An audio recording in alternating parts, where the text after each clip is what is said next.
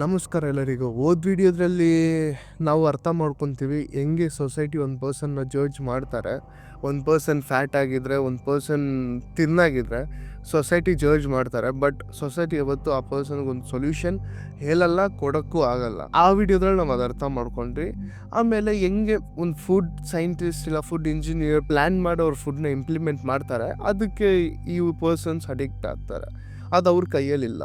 So ಅದನ್ನ ನಾವು ವಿಡಿಯೋದ್ರಲ್ಲಿ ಅರ್ಥ ಮಾಡ್ಕೊಂಡು ಈ ವಿಡಿಯೋದ್ರಲ್ಲಿ ನಾವು ಇನ್ನೂ ಡೀಟೇಲ್ ಆಗಿ ಅರ್ಥ ಮಾಡ್ಕೊತೀವಿ. ಫುಡ್ ರೆಗ್ಯುಲೇಷನ್ಸ್ ಅಥಾರಿಟಿ FSSAI ಏನ್ ಮಾಡ್ತಿದ್ದಾರೆ, ಈ MNCs ಅವರು ಹೆಂಗ್ ಕರೆಕ್ಟಾಗಿ ಪ್ಲಾನ್ ಮಾಡಿ ಒಂದೊಂದು ದೇಶಕ್ಕೆ ಒಂದೊಂದು ರೂಲ್ಸ್ ಇಂಪ್ಲಿಮೆಂಟ್ ಮಾಡಿ ನಮ್ಮ ದೇಶದವ್ರನ್ನ ತುಂಬಾ ವೀಕ್ ಮಾಡ್ತಿರೋದು ಹಿಂಗೆ ಅಂತ ಈ ವಿಡಿಯೋದ್ರಲ್ಲಿ ನಾವು ಅರ್ಥ ಮಾಡ್ತೀವಿ. ಸ್ವಲ್ಪ ಹಿಸ್ಟ್ರಿಗೆ ಹೋಗೋಣ. ಸ್ವಲ್ಪ ಪಾಸ್ಟ್ಗೆ ಹೋದ್ರೆ ನಮ್ಗೆ ಇದ್ರ ಕಂಪ್ಲೀಟ್ ಡೀಟೇಲ್ ಅರ್ಥ ಆಗುತ್ತೆ. ನಾವೀಗ 1969 ಹೋಗ್ಬೇಕು. ಇಲ್ಲಿನೇ ಹಾವರ್ಡ್ ಮ್ಯಾಕೆವಿಚ್ ಅಂತ ಒಬ್ರು ಫುಡ್ ಬಗ್ಗೆ ತುಂಬ ರಿಸರ್ಚ್ ಮಾಡಿ US ಆರ್ಮಿ ಅವ್ರಿಗೆ ರೀಚ್ ಔಟ್ ಮಾಡಿ ಅವ್ರಿಗೆ ಇನ್ಫಾರ್ಮೇಷನ್ ಕೊಡುತ್ತೆ, ನಮ್ಮ ಸೋಲ್ಜರ್ಸ್ ಊಟ ಕಮ್ಮಿ ತಿಂತಾ ಇದ್ದಾರೆ, ಎಷ್ಟೇ ಟೇಸ್ಟಿಯಾಗಿ ನಾವು ಊಟ ಮಾಡಿಕೊಟ್ರು ಅವ್ರು ಊಟ ಫುಲ್ಲಾಗಿ ತಿಂತಾ ಇಲ್ಲ, ಅದರಿಂದ ಸೋಲ್ಜರ್ಸ್ ವೀಕ್ ಆಗ್ತಿದ್ದಾರೆ, ಇದಕ್ಕೊಂದು ಸೊಲ್ಯೂಷನ್ ಎಲ್ಲಿ ಅಂತೇಳಿ ಅವ್ರ ಹತ್ರ ಹೋಗ್ತಾರೆ. ಅವ್ರು ಅಬ್ಸರ್ವೇಷನ್ಸ್ ಮಾಡ್ತಾರೆ, ಸೋಲ್ಜರ್ಸ್ ಏನಕ್ಕೆ ತಿಂತಾ ಇಲ್ಲ, ಅವ್ರ ಫುಡ್ ಯಾವ ಥರ ಇದೆ, ಅವ್ರ ಫುಡ್ ಟೇಸ್ಟ್ ಯಾವ ಥರ ಇದೆ, ಅದೆಲ್ಲ ಅಬ್ಸರ್ವೇಷನ್ ಮಾಡಿ ಅವರು ಓಕೆ ಒಂದು ಮನುಷ್ಯನ ಹೆಂಗೆ ಆ ಫುಡ್ಗೆ ಅಟ್ರಾಕ್ಟ್ ಮಾಡೋಕ್ಕಾಗುತ್ತೆ ಅಂತ ಆ ಸೈಂಟಿಸ್ಟ್ ಪ್ಲ್ಯಾನ್ ಮಾಡ್ತಾರೆ. ಸೊ ನೀವು ತುಂಬ ಟೇಸ್ಟಿಯಾಗಿರೋ ಫುಡ್ ಮಾಡಿಕೊಟ್ರೆ ನಿಮ್ಮ ಮನೇಲಿ ಕೂಡ ಅಷ್ಟೇ ತುಂಬ ಟೇಸ್ಟಿಯಾಗಿರೋ ಫುಡ್ಡು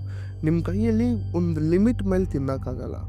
ಬಟ್ ಅದೇ ಪ್ರೊಸೆಸ್ಡ್ ಫುಡ್ ನೀವು ಇನ್ನೂ ತಿಂತಾ ಇರ್ಬೋದು, ನಿಮ್ಮ ಹೊಟ್ಟೆಯಲ್ಲಿ ಇನ್ನೂ ಜಾಗ ಇದೆ ಅಂತಲೇ ನಿಮ್ಮ ಹೊಟ್ಟೆಲಿನ ಜಾಗ ಇದೆ ಅಂತಲೇ ನೀವು ಅದು ಯೋಚನೆ ಮಾಡ್ಕೊಂಡು ತಿಂತಾನೆ ಇರ್ತೀರ. ಸೊ ಮನೇಲಿ ಮಾಡಿದ ಫುಡ್ಡು ಇಲ್ಲಾಂದರೆ ಟೇಸ್ಟಿಯಾಗಿರೋ ಫುಡ್ ಮನೇಲಿ ಮಾಡಿದ್ರೆ ನೀವು ಯಾಕೆ ಸ್ಟಾಪ್ ಮಾಡ್ತೀರ ಅಂದರೆ ಅದೊಂದು ಸೆನ್ಸರಿ ಪ್ರೋಗ್ರಾಮು ನಿಮ್ಮ ಕೈಯಲ್ಲಿ ಓವರ್ ಈಟ್ ಮಾಡ್ದಿರಂಗೆ ಇರಲಿ ಅಂತ ನಮ್ಮ ಹ್ಯೂಮನ್ಸ್ ಎಲ್ಲ ಅದು ಅವಾಗಿಂದನೇ ಡೆವಲಪ್ ಆಗಿರೋದು.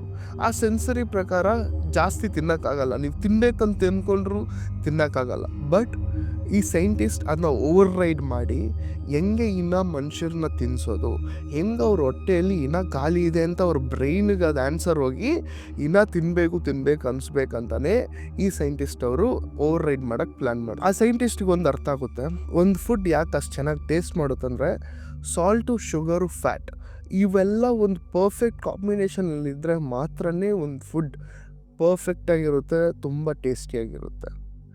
ಆ ಪರ್ಫೆಕ್ಟ್ ಕಾಂಬಿನೇಷನ್ನೇ ಬ್ಲಿಸ್ ಪಾಯಿಂಟ್ ಅಂತಾರೆ. ಆಗ ಆ ಸೈಂಟಿಸ್ಟ್ ಏನು ಮಾಡ್ತಾರೆ ಅಂದರೆ ಪ್ರತಿಯೊಂದು ಫುಡ್ಡಲ್ಲೂ ಆ ಬ್ಲಿಸ್ ಪಾಯಿಂಟ್ನ ಫೈಂಡ್ ಮಾಡಬೇಕು. ಆ ಬ್ಲಿಸ್ ಪಾಯಿಂಟ್ನ ಫೈಂಡ್ ಮಾಡಿದ್ರೆ ಎಲ್ಲ ಫುಡ್ಡಿಗೂ ಮನುಷ್ಯರು ಅಡಿಕ್ಟ್ ಆಗ್ತಾರೆ. ಎಲ್ಲ ಫುಡ್ಡಲ್ಲೂ ಆ ಬ್ಲಿಸ್ ಪಾಯಿಂಟ್ ಇರಬೇಕಂತಿಲ್ಲ. ಆ ಬ್ಲಿಸ್ ಪಾಯಿಂಟ್ನ ನಾವು ಮ್ಯಾನುಫ್ಯಾಕ್ಚರ್ ಮಾಡೋಣ ಅಂತ ಸೈಂಟಿಸ್ಟ್ ಪ್ಲ್ಯಾನ್ ಮಾಡಿ ಈಗ ಕೂಡ ರಿಯಲ್ ಲೈಫಲ್ಲೇ ಪೊಟೆಟೊ ಚಿಪ್ಸ್ ಎಕ್ಸಾಂಪಲ್ಗೆ ನನಗೆ ತುಂಬ ಇಷ್ಟ. Potato chips without salt, without fat, without sugar ತಿಂದು ನೋಡಿ ಎಷ್ಟು ತಿಂತೀರಾ ಅಂತ. ಒಂದು 5-6 ಚಿಪ್ಸ್ ತಿಂತೀರಾ ಸಾಕು ಅನ್ನಿಸ್ಬಿಡುತ್ತೆ. ಬಟ್ ಇವೆಲ್ಲ ಬ್ಲಿಸ್ ಪಾಯಿಂಟ್ನ ಫಾಲೋ ಮಾಡಿಕೊಂಡು ಅದೇ ಪೊಟೆಟೊ ಚಿಪ್ಸ್ ಮಾಡಿದ್ರೆ ಎಷ್ಟು ತಿಂತಾಯಿದ್ರು ನಿಮಗೆ ಸಾಕಾಗ. ಸೊ ಇವಾಗ ತನಕ ಆ ಫುಡ್ ಸೈಂಟಿಸ್ಟು ಫುಡ್ನ ಇಂಜಿನಿಯರ್ ಮಾಡಿ ಆಲ್ರೆಡಿ ಎಲ್ಲ ಕಂಪನೀಸ್ಗೂ ಸೆಲ್ ಮಾಡಿದರು ಆ ಫುಡ್ ಬ್ಲಿಸ್ ಅನ್ನೋ ಐಡಿಯಾನ. ಸೊ ಕಂಪನೀಸ್ ಅವರೆಲ್ಲ ಅದರಿಂದ ತುಂಬ ಪ್ರಾಫಿಟ್ ಮಾಡ್ತಿದ್ರು. ಕೋಕೋಕೋಲಾನ ಹೆಂಗೆ ಪರ್ಫೆಕ್ಟಾಗಿ ಮಾಡಬೇಕು, ಇಲ್ಲಾಂದರೆ ಹೆಂಗೆ ಒಂದು ಪೊಟೆಟೊ ಚಿಪ್ಸ್ ಇರಲಿ, ನೂಡಲ್ಸ್ ಇರಲಿ, ಮಕ್ಕಳನ್ನ ಅಡಿಕ್ಟ್ ಮಾಡೋಕ್ಕಾಗುತ್ತೆ ಅಂತ ಪ್ರಾಪರಾಗಿ ಪ್ಲ್ಯಾನ್ ಮಾಡಿ ಇಂಪ್ಲಿಮೆಂಟ್ ಮಾಡಿದ್ರು. ತುಂಬ ಬಿಸ್ನೆಸ್ ಬೂಮ್ ಆಗಿತ್ತು, ಪ್ರಾಫಿಟ್ ಆಗಿತ್ತು. ಆ ಕಂಪನೀಸ್ ಕೂಡ ಮನುಷ್ಯರೇ ರನ್ ಮಾಡ್ತಿರೋದಲ್ವಾ.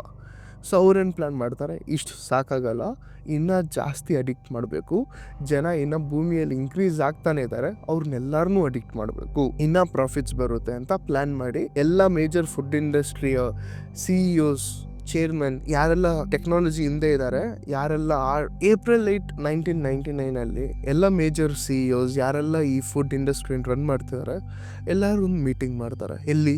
ಪಿಲ್ಸ್ಬೆರಿ ಫ್ಯಾಕ್ಟ್ರಿಯಲ್ಲಿ. ಪ್ಲ್ಯಾನ್ ಮಾಡಿ ನಾವೆಲ್ಲ ಒಂದಾದರೆ ತುಂಬ ಹೆಲ್ಪ್ಫುಲ್ ಆಗಿರುತ್ತೆ, ಎಲ್ಲ ನಮ್ಮ ಪ್ರಾಡಕ್ಟ್ಸೇ ತಿನ್ನಲಿ, ಬೇರೆ ಯಾವ ಪ್ರಾಡಕ್ಟ್ಸು ಮನುಷ್ಯರು ಟ್ರೈ ಮಾಡೋಕ್ಕೆ ಹೋಗ್ಬಾರ್ದು, ನಮ್ಮ ಪ್ರಾಡಕ್ಟ್ಸೇ ಅವ್ರಿಗೆ ಟ್ರಸ್ಟ್ಫುಲ್ ಆಗಿರಬೇಕು, ಮಕ್ಳಿಗೆ ನಮ್ಮ ಪ್ರಾಡಕ್ಟ್ಸೇ ತಿನ್ನಿಸ್ಬೇಕು, ಅವರು ನಮ್ಮ ಪ್ರಾಡಕ್ಟ್ಸೇ ಕನ್ಸ್ಯೂಮ್ ಮಾಡಬೇಕು. ಇದೆಲ್ಲದಕ್ಕೂ ನಾವು ಒಂದಾಗಿದ್ರೆ ಆಗುತ್ತೆ ಅಂತ ಎಲ್ಲ ಕಂಪನಿಯವ್ರು ಡಿಸೈಡ್ ಮಾಡ್ತಾರೆ. ಯಾರಪ್ಪ CEOs ಎಲ್ಲ? Coca-Cola CEO, Nestle CEO, ಪಿಲ್ಸ್ಬೆರಿ CEO, ಈ ಥರ ತುಂಬ ದೊಡ್ಡ ಹೆಸರುಗಳಿದ್ದಾವೆ. ಇವರೆಲ್ಲ ಸೇರಿ ಏನಿಲ್ಲ ಅಂದರೂ 1990s 40 ಲಕ್ಷ ಕೋಟಿನ ಕಂಟ್ರೋಲ್ ಮಾಡ್ತಿದ್ರು ಫುಡ್ ಇಂಡಸ್ಟ್ರಿಯಲ್ಲಿ. ಇಷ್ಟು ದೊಡ್ಡ ತಲೆಗಳೆಲ್ಲ ಒಂದಾಗಿ ಈ ಪ್ಲಾನಿಗೆ ಬರ್ತಾರೆ. ಇಷ್ಟೊತ್ತಿಗೆ ಜನರಿಗೆ ಐಡೆಂಟಿಫೈ ಆಗುತ್ತೆ ಫುಡ್ಡಲ್ಲಿ ಏನೇನೋ ಮಿಕ್ಸ್ ಮಾಡಿ ಕೊಡ್ತಾ ಇದ್ದಾರೆ. ಆಗ ರಿಸ್ಟ್ರಿಕ್ಷನ್ಸ್ ಮಾಡಬೇಕು, ಫುಡ್ ಅಥಾರಿಟೀಸ್ ಅವ್ರು ಕ್ವಶನ್ ಮಾಡಬೇಕಂತ ಜನರಿಗೆ ಆಲ್ರೆಡಿ ಡೌಟ್ ಬಂದು ಜನರು ಗೌರ್ಮೆಂಟಿಗೆ ಇನ್ಫಾರ್ಮ್ ಮಾಡ್ತಾರೆ, ಪೊಲೀಸ್ ಅವ್ರಿಗೆ ಇನ್ಫಾರ್ಮ್ ಮಾಡ್ತಾರೆ, ಇನ್ವೆಸ್ಟಿಗೇಷನ್ಸ್ ನಡೆಯುತ್ತೆ. ಬಟ್ ಇವರು ಎಷ್ಟು ಪವರ್ಫುಲ್ ಅಂದರೆ ನಮ್ಮ ಕೈಯಲ್ಲ, ಯಾರ ಕೈಯಲ್ಲಿ ಇವ್ರನ್ನೇನು ಮಾಡೋಕ್ಕಾಗಲ್ಲ. ಇವ್ರು ಒಂದೇ ಮಾತಲ್ಲಿ ಏನೇ ಕೇಸ್ ಇರಲಿ ಎಲ್ಲ ಲಾಯರ್ಗಳು ನೋಡ್ಕೊತಾರೆ, ಏನೇ ಪ್ರಾಬ್ಲಮ್ಸ್ ಇರಲಿ ಸೆಕ್ಯೂರಿಟಿಗಳು ನೋಡ್ಕೊತಾರೆ, ನಮಗೆ ತಲೆನೋವಿಲ್ಲ. ನಾವು ಎಷ್ಟು ಪ್ರಾಫಿಟ್ ಮಾಡ್ತೀವಿ, ಅಷ್ಟು ಪವರ್ಫುಲ್ ಆಗಿರ್ತೀವಿ, ಅಷ್ಟು ದುಡ್ಡು ಮಾಡ್ತೀವಿ, ಅಷ್ಟು ಈಸಿಯಾಗಿ ಲಾನ ನಮ್ಮ ಕಂಟ್ರೋಲಲ್ಲಿ ಇಟ್ಕೊಳಕ್ಕಾಗುತ್ತೆ. ಈ CEOs ಚೇರ್ಮನ್ಸ್ ಎಲ್ಲ ಡಿಸೈಡ್. ಟೊಬ್ಯಾಕೋ ಇಂಡಸ್ಟ್ರಿ CEO ಯಾರು? ಸಿಗರೇಟ್ಸ್, ಆಲ್ಕೋಹಾಲ್ ಈ ಥರ ವಿಷಯ ಅಡಿಕ್ಟಿವ್ ಅಂತ ಆಲ್ರೆಡಿ ಜನರಿಗೆ ಗೊತ್ತು. ಬಟ್ ಈ ವಿಷಯಗಳನ್ನ ಒಂದು ಲೂಪ್ ಹೋಲಲ್ಲಿ ಸೆಲ್ ಮಾಡಿಕೊಂಡು ಜನರನ್ನ ಅಡಿಕ್ಟ್ ಆಗಿ ಇಟ್ಕೊಳೋ ವಿಷಯನ ಅವ್ರು ಆಲ್ರೆಡಿ ಮಾಸ್ಟರ್ ಮಾಡಿದರು. ಅವರು ನಾನು ನಿಮ್ಮ ಫುಡ್ ಇಂಡಸ್ಟ್ರಿಯಲ್ಲಿ ಅರ್ಧ ಶೇರ್ ತೊಗೊತೀನಿ, ನಾವೆಲ್ಲ ಒಂದಾಗಿ ಕಂಟ್ರೋಲ್ ಮಾಡೋಣ. ನನಗೆ ಆಲ್ರೆಡಿ ಹೆಂಗೆ ಇದೆಲ್ಲ ಇಂಪ್ಲಿಮೆಂಟ್ ಮಾಡಬೇಕಂತ ನಂಗೆ ಗೊತ್ತು. ಆಲ್ರೆಡಿ ನನ್ನ ಕೈಯಲ್ಲಿ ಪವರ್ಫುಲ್ ಲಾಯರ್ಸ್ ಇದ್ದಾರೆ, ಆಲ್ರೆಡಿ ನನ್ನ ಕೈಯಲ್ಲಿ ಅರ್ಧ ಗೌರ್ಮೆಂಟ್ ಇದೆ. ಸೊ ನನಗೆ ಈ ವಿಷಯ ಗೊತ್ತು, ನಾನು ನಿಮ್ಗೆ ಹೆಲ್ಪ್ ಮಾಡ್ತೀನಿ ಅಂತ ಡಿಸೈಡ್ ಮಾಡ್ತಾರೆ. ಈಗ ಅವ್ರ ಈ ಥರ ಡಿಸೈಡ್ ಮಾಡಿದ್ಮೇಲೆ ನಾವು ಕನ್ಸ್ಯೂಮರ್ಸ್ ನಮ್ಮ ಕೈಯಲ್ಲಿ ಏನು ಮಾಡೋಕ್ಕಾಗುತ್ತೆ? ನಾವು ಆಲ್ರೆಡಿ ಅದಕ್ಕೆ ಅಡಿಕ್ಟ್ ಆಗೋಗ್ಬಿಟ್ಟಿದ್ದೀವಿ, ಇನ್ನು ನಮ್ಮ ಕೈಯಲ್ಲಿ ಏನೂ ಮಾಡೋಕ್ಕಾಗಲ್ವಾ? ಈ ಪ್ರಾಬ್ಲಮ್ ಅಷ್ಟು ಸಿಂಪಲ್, ಅಷ್ಟು ಚಿಕ್ಕದಲ್ಲ. ಇಲ್ಲಿ ನಾವು ಒಂದು ಅರ್ಥ ಮಾಡಿ, ಒಂದು ಸ್ಪ್ರೈಟು ಇಂಡಿಯಾದ್ರಲ್ಲಿ 30 ಗ್ರಾಮ್ ಶುಗರ್ ಇರುತ್ತೆ, ಥೈಲ್ಯಾಂಡಲ್ಲಿ 47 ಗ್ರಾಮ್, ಫಿಲಿಪೀನ್ಸಲ್ಲಿ 50 ಗ್ರಾಮ್. ಅವೆಲ್ಲ ಡೆವಲಪಿಂಗ್ ಕಂಟ್ರೀಸ್. ಬಟ್ ಡೆವಲಪ್ಡ್ ಕಂಟ್ರೀಸಲ್ಲಿ ಅದೇ ಸ್ಪ್ರೈಟಲ್ಲಿ 2 ಗ್ರಾಮ್ ಶುಗರ್ ಇರುತ್ತೆ, 3 ಗ್ರಾಮ್ ಶುಗರ್. ಯೋಚನೆ ಮಾಡಿ, ಪ್ರತಿಯೊಂದು ಪ್ರಾಡಕ್ಟ್ಗೂ ಇಷ್ಟು ಡಿಫ್ರೆನ್ಸ್ ಇದೆ. ಡೆವಲಪಿಂಗ್ ಕಂಟ್ರೀಸಲ್ಲಿ ನಾವು ಡೆವಲಪಿಂಗ್ ಕಂಟ್ರೀಸಲ್ಲಿ ಇರೋರು ಲ್ಯಾಬ್ ರ್ಯಾಟ್ಸ್ ನಮ್ಮನ್ನ ಇಟ್ಕೊಂಡು ಟೆಸ್ಟಿಂಗ್ ಮಾಡ್ತಾರೆ, ನಮ್ಮನ್ನ ಇಟ್ಕೊಂಡು ಹೆಂಗೆ ಇನ್ನೂ ಅಡಿಕ್ಟ್ ಮಾಡ್ಬೋದು ಈ ಮನುಷ್ಯರನ್ನ ಅಂತ ಟೆಸ್ಟ್ ಮಾಡ್ತಾರೆ. ಬಟ್ ಅದೇ ಅಮೇರಿಕಾದ್ರಲ್ಲಿ ಇಲ್ಲ ಯುರೋಪಲ್ಲಿ ಮಾಡೋಕ್ಕೆ ಹೋಗಲ್ಲ. ಇನ್ನೊಂದು ಎಕ್ಸಾಂಪಲ್ ಕೊಡ್ತೀನಿ. ಸಿರ್ಲಾಕ್ ಸೀರಿಯಲ್ಸ್ ಇದೆಯಲ್ಲ, ನಾವು ಮಕ್ಳಿಗೆ ಬೆಳಿಗ್ಗೆ ತಿನ್ನಿಸ್ತೀವಿ. ಇಂಡಿಯಾದ್ರಲ್ಲಿ 18 ಗ್ರಾಮ್ ಶುಗರ್ ಇರುತ್ತೆ 100 ಗ್ರಾಮ್ಗೆ. ಅದೇ ಯುರೋಪ್ಗೋಗಿ 0 ಗ್ರಾಮ್ ಶುಗರ್. ಅಷ್ಟು ಟೆಸ್ಟ್ ಮಾಡ್ತಾರೆ, ಅಷ್ಟು ವೆರಿಫೈ ಮಾಡ್ತಾರೆ. ಯುರೋಪಲ್ಲೆಲ್ಲ ಒಂದು ಫುಡ್ ಅವ್ರು ಕೊಡೋದಕ್ಕೆ ಮುಂಚೆ 100 ಟೈಮ್ಸ್ ಟೆಸ್ಟ್ ಮಾಡಿ ಆ ಟೆಸ್ಟ್ ರಿಸಲ್ಟ್ನ ಪಾಸ್ ಮಾಡಿದ್ರೆ ಮಾತ್ರನೇ ಯುರೋಪ್ ಫುಡ್ ರೆಗ್ಯುಲೇಷನ್ ಅಥಾರಿಟೀಸ್, ಇಲ್ಲಾಂದರೆ American food regulation authority FDA approve ಕೊಡ್ತಾರೆ, ಈ ಊಟ ನೀವು ಮಾರ್ಕೆಟಲ್ಲಿ ಸೇಲ್ ಮಾಡ್ಬೋದು ಅಂತ. ಬಟ್ ಇಂಡಿಯಾದ್ರಲ್ಲಿ ಆ ಥರ ಏನೂ ರೂಲ್ಸೇ ಇಲ್ಲ. ನಾವು ಮನುಷ್ಯರಲ್ಲ, ನಾವು ಕ್ಯಾಟಲ್ಸ್ ಥರ, ನಮಗೆ ಬೆಲೆ ಇಲ್ಲ. ನಾವು ಒಂದು ಕೋಲಿನ ಹೆಂಗೆ ನೋಡ್ತೀವಿ ಅದೇ ಥರ ಈ ಕಂಪನೀಸ್ ಅವ್ರು ನಮ್ಮನ್ನ ನೋಡೋದು. ಕೆಲವರು ಫುಡ್ ಫಾರ್ಮರ್ ಅಂತವರು ಈ ವಿಡಿಯೋ ಮೋಸ್ಟ್ಲಿ ಅವ್ರು ನೋಡಿ ಇನ್ಸ್ಪೈರ್ ಆಗಿರೋದು ನಾನು. ನಿಮ್ಗೆ ಗೊತ್ತು, ಇಂಡಿಯಾದ್ರಲ್ಲಿ ಎಲ್ಲ ಗೌರ್ಮೆಂಟ್ ಆರ್ಗನೈಸೇಷನು ಮಲ್ಕೊಂಡಿರ್ತಾರೆ. FSSAI ಕೂಡ ಸ್ವಲ್ಪ ಹೆದೋಲಿದ್ರು. FSSAI ಕೂಡ ಸ್ವಲ್ಪ ಅರ್ಥ ಮಾಡ್ಕೊಂಡು ಸ್ವಲ್ಪ ಲಾಸ್ನ ಪಾಸ್ ಮಾಡಿದ್ರು. ಈ ಥರ ನೀವೆಲ್ಲ ಕಡೆ ಹಾರ್ಮ್ಫುಲ್ ಇಂಗ್ರೀಡಿಯೆಂಟ್ಸ್ ಕೊಡ್ತಾ ಇದ್ದೀರಲ್ಲ, ಇದು ಸ್ವಲ್ಪ ಕಮ್ಮಿ ಮಾಡಿ ಅಂತೆಲ್ಲ ಇನ್ಸ್ಟ್ರಕ್ಟ್ ಮಾಡಿದ್ರು. ಬಟ್ ದುಡ್ಡು ಇಷ್ಟಿಷ್ಟು ಕಟ್ ದುಡ್ಡನ್ನೇ ಎತ್ತಿಂಗ್ ಅವ್ರ ಮುಖಕ್ಕೆ ಎಸಿದ್ರೆ, ಸರಿ ನೀನು ಹೆಂಗಾದರೂ ಸಾಯಿಸು, ನನ್ನ ಮನೆ ಮಕ್ಕಳಿಗೆ ನೀನು ಈ ಚಿಪ್ಸ್ ಎಲ್ಲ ಕೊಟ್ಟು ನೀನು ಸಾಯಿಸು, ಪರವಾಗಿಲ್ಲ, ದುಡ್ಡು ಬಂದು ನನಗೆ ಸೇರ್ತಾ ಇದೆಯಾ ಸಾಕು, ನಾನು ಅದೇ ದುಡ್ಡಲ್ಲಿ ಅವ್ರಿಗೆ ಟ್ರೀಟ್ಮೆಂಟ್ ಮಾಡ್ಕೊತೀನಿ. ಕೆಲವು ಪ್ರಾಡಕ್ಟ್ಸ್ ಇದೆ MDH ಅಂತ, ಆ ಥರ MDH ಅಂತ ಎಲ್ಲ ಮಸಾಲ ಪ್ರಾಡಕ್ಟ್ಸ್ ಇದೆ. ಸಿಂಗಾಪುರ್, ಮಲೇಷ್ಯಾದ್ರಲ್ಲಿ ಆ ಪ್ರಾಡಕ್ಟ್ಸ್ ಬ್ಯಾನ್. ಬಟ್ ಇಂಡಿಯಾದ್ರಲ್ಲಿ ಅವೇ ಟಾಪಾಗಿ ಸೇಲ್ ಆಗೋದು ಮಸಾಲೆಗಳು. ಏನಕ್ಕೆ? ಕ್ಯಾನ್ಸರ್ ಕಾಸಿಂಗ್ ಪ್ರಾಡಕ್ಟ್ಸ್ ಇದೆ ಅಂತ ಪ್ರೂವ್ ಆಗಿದೆ ಅದರಲ್ಲಿ. ಬಟ್ ಇಂಡಿಯಾದ್ರಲ್ಲಿ ಚೆನ್ನಾಗಿ ಕೇರ್ ಮಾಡಲ್ಲ, ಒಳ್ಳೆ ಅಡ್ವರ್ಟೈಸ್ಮೆಂಟ್ ಇದೆ, ನಮ್ಮ FSSAI ಅವ್ರನ್ನ ಅಪ್ರೂವ್ ಮಾಡ್ತಿರೋವಾಗ ನಾವು ಯಾಕೆ ಕೇರ್ ಮಾಡಬೇಕು? ಕ್ಯಾನ್ಸರ್ ಬಂದ್ರೇನು, ನಮ್ಮ ಕೈಕಾಲು ಹಾಲಾದ್ರೇನು, ನಾವು ವೀಕ್ ಆದ್ರೇನು, ನಮ್ಮ ಮಕ್ಳಿಗೆ ನಾವು ವಿಷ ತಿನ್ನಿಸ್ತಿದ್ರೆ ಏನು, ನಾವೇನಕ್ಕೆ ಕೇರ್ ಮಾಡಬೇಕು? That's what I'm telling. ನಾವೆಲ್ಲ ಒಂದು ಕ್ಯಾಟಲ್ಸ್ ಥರ, ನಮ್ಮ ಲೈಫಿಗೆ ಬೆಲೆ ಇಲ್ಲ. ಈ ಗೌರ್ಮೆಂಟ್ ರೆಗ್ಯುಲೇಷನ್ ಅಥಾರಿಟೀಸ್ ಅವ್ರಿಗೆ ಒಂದೇ ಒಂದು ಕೆಲಸ ಏನಿರೋದು, ಫುಡ್ ರೆಗ್ಯುಲೇಟ್ ಮಾಡಬೇಕು. ಆ ಕೆಲಸನೂ ಮಾಡ್ತಾಯಿಲ್ಲ, ಬೇರೆ ಯಾವ ಕೆಲಸನೂ ಮಾಡ್ತಾ ಇಲ್ಲ. ಸೊ ಗೌರ್ಮೆಂಟ್ ಈ ಥರ ಇರೋವಾಗ, ನಮ್ಮ FSSAI ಎಲ್ಲ ಈ ಥರ ಇರೋವಾಗ ನಮ್ಮ ಕೈಯಲ್ಲಿ ಏನೂ ಆಪ್ಷನ್ಸೇ ಇಲ್ಲ.